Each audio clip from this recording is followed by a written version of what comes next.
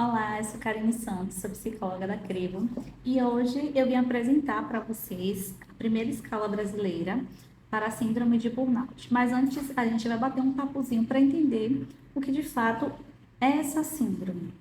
Mas a gente precisa compreender também o que está ocorrendo no mundo do trabalho que está, de certa forma, acarretando ao desenvolvimento da síndrome de burnout. Bom, é sabido que o mundo do trabalho ele está em múltiplas e intensas transformações. Cada vez mais está tendo essas transformações de forma rápida, por sinal. E isso gera nos colaboradores uma certa exigência de determinadas competências, em especial quando a gente fala de soft skills e hard skills. A soft skills está relacionada às habilidades socioemocionais, ou seja, como o colaborador gerencia suas emoções e comportamentos, tanto suas próprias emoções, como também como ele lida com comportamentos e emoções das suas relações socioprofissionais. As habilidades de hard skills estão relacionadas às competências técnicas, ou seja, o saber fazer de fato. Então, são competências essenciais, importantíssimas para adentrar no mundo do trabalho, assim como para se manter nesse contexto.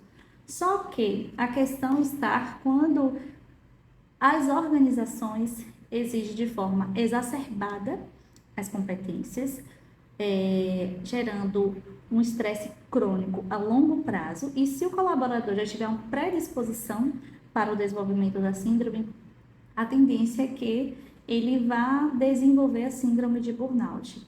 E o que de fato é a síndrome de burnout? Vamos aqui pensar um pouquinho uma pessoa que é acometida por essa síndrome. Vamos imaginar que todos os dias essa pessoa acorda pela manhã para se arrumar para o trabalho e ela se sente completamente esgotada, sem energia, sem disposição, sem satisfação para o trabalho.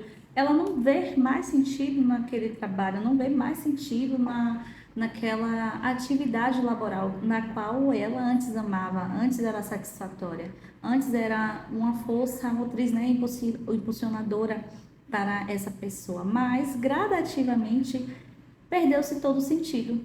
Então, ela se vê diante de um trabalho que é exaustante, que é de grande cobrança e que o que era estimulante e satisfatório, que era satisfatório, se tornou-se uma fonte de angústia, pode também gerar uma fonte de sintomas depressivos, de ansiedade também, e por vezes pode gerar também um sentimento de angústia.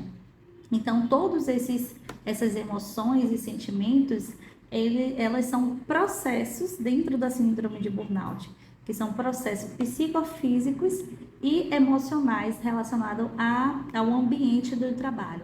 Ou seja, o que antes era motivador, satisfatório, gradativamente vai perdendo o sentido e vai gerando essa sensação de vazio, de indiferença, de falta de sentido.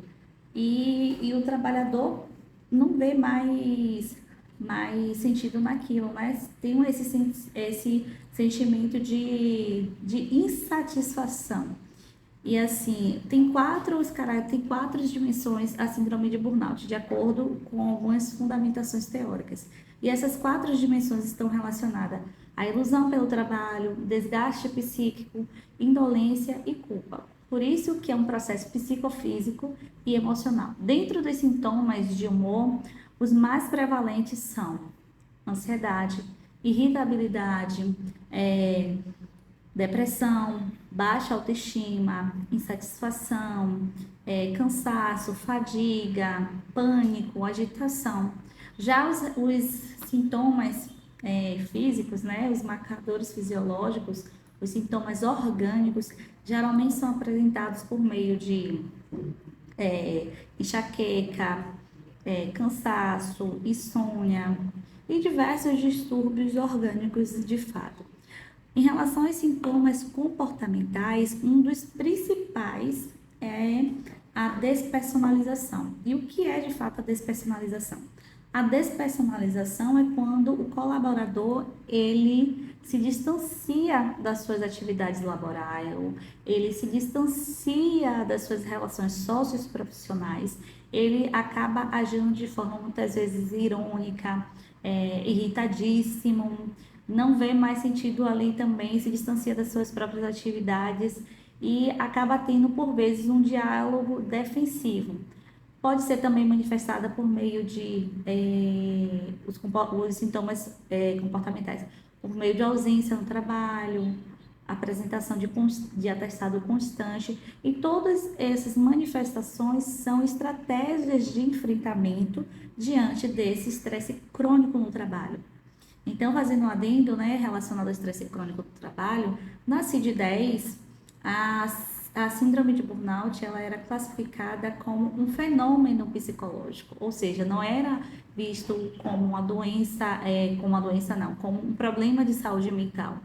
Então, somente a partir de janeiro de 2022, que a OMS, baseado na CID-11, classificou a síndrome de burnout como, sim, um problema de saúde mental. Então, a partir daí, existe o diagnóstico de fato da síndrome de burnout, em qual ela está caracterizada no código Q, que é o código relacionado ao trabalho. Então, partindo dessa prevalência dessa síndrome nas organizações, a Vetor Editora, que é uma das distribuidoras aqui da Crivo, ela lançou a primeira escala brasileira de síndrome de burnout, que é a EBBORN. É uma escala privativa do profissional de psicologia e ela auxilia no rastreio dos indicadores da síndrome de burnout, principalmente os indicadores de exaustão profissional, que está relacionado ao esgotamento e indisposição, como também a frustração profissional. A frustração profissional está relacionada ao fazer mesmo, ao fazer as execuções das atividades laborais e também aos aspectos das relações socioprofissionais. Então, é uma escala que ela pode ser aplicada por meio da modalidade presencial ou na modalidade informatizada, sendo que a sua correção é 100% informatizada. Como é uma escala restrita, eu não posso acabar descrevendo muito sobre ela, mas é uma escala que vai auxiliar nesses principais indicadores. E por que vai auxiliar no rastreio e não no diagnóstico? Que, como dito, a CID-11, ela classificou a síndrome de burnout na categoria D. E os profissionais de psicologia, diante dessa classificação, só podem utilizar a categoria F, que é a categoria de saúde mental. E por que a síndrome de burnout não está no manual, no DSM-5-TR?